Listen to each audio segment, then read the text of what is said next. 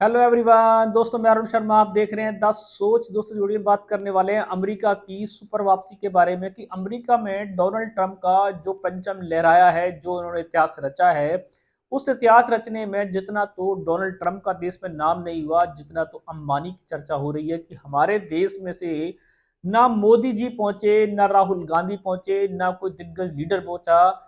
सिर्फ अंबानी ने जो वहां तड़का लगाया है, उससे सियासी गलियारों में चर्चा तेज होगी। दोस्तों अगर आप चैनल पहली बार हैं, जुड़ सकते हैं, सारी वीडियो को देखें। तो बात करते हैं डोनाल्ड ट्रंप के बारे में कि जो इन्होंने अमेरिका में सुपर विक्ट्री हासिल की, जिसके चलते उनका शपथ ग्रहण समारोह भी पूरे विश्व विख्यात रूप से बनाया गया और उन्होंने देश के जाने माने फेसबुक, ट्विटर, अट्रम सट्रम पूरे विश्व की महान हस्तियों को अपने शपथ ग्रहण समारोह में बुला लिया, जिसमें देखा जाए तो भारत से हमारा सितारा चमका तो अंबानी परिवार से।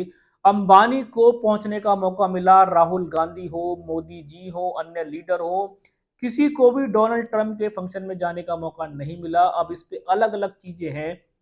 लोगों के मन में बहुत सारी मनसा है कि मोदी जी को क्यों नहीं पहुंचे, मोदी जी को क्या बुलाया नहीं गया था। पर प्रोटोकॉल की बात करें तो कभी भी इस तरीके के फंक्शन में विदेश मंत्री ही अटेंड करते हैं, जैसे जयशंकर ने वहां पे अटेंड किया। राहुल गांधी को शायद न्योता नहीं मिला था, क्योंकि राहुल गांधी सरकार से परे है। राहुल गांधी को जिस तरीके से न्योता नहीं मिला और अंबानी को न्योता मिला, तो ये वास्तव में अंबानी ने पूरे देश के लीडरशिप पे सवाल खड़ा कर दिया है कि अंबानी को बुलाना और राहुल गांधी को ना बुलाना या अन्य किसी लीडर को ना बुलाना, ये वास्तव में अंबानी की पैसे की चमक ने डोनाल्ड ट्रंप को भी अंधा करके रख दिया। पूरे विश्व के गिने चुने लोगों में अंबानी और उनकी परिवार से उनकी घरवाली ही चमकती नजर आई। अब इस पे सियासी मंथन है कि मोदी जी का अपमान हो गया, मोदी जी को नहीं बुलाया गया, राहुल गांधी को नहीं बुलाया गया। उनका अपना फंक्शन था, उसके चलते देश के विदेश मंत्री जयशंकर ने अटेंड किया। मोदी जी की तरफ से लेटर दे दिया गया था, जो प्रोटोकॉल कहता है।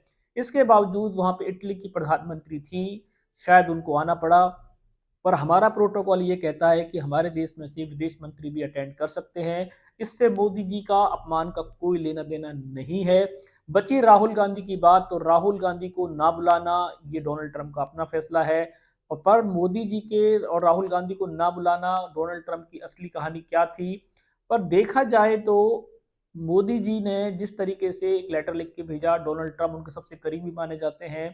अंबानी ने जो तड़का लगाया है, अंबानी ने ये गूंज दिखाई दे दी है कि विश्व में डोनाल्ड ट्रंप ने जो वापसी की हो, पर अमेरिका में भी अंबानी का सिक्का चला है। और देश में से हमारे पूरे करोड़ों अरबों लोगों में से अंबानी का जाना, ये डोनाल्ड ट्रंप के लिए तो बात है ही, पर हमारे देश में अंबानी का दर्जा कहां से कहां पहुंच गया है। इससे सियासी गलियारों में लीडरशिप को बहुत चोट पहुंची है। वो कहते हैं कि इतने पैसे वाले होकर भी अंबानी को ही बुलाया गया और शायद किसी देश में स्टार तक को भी नहीं बुलाया गया।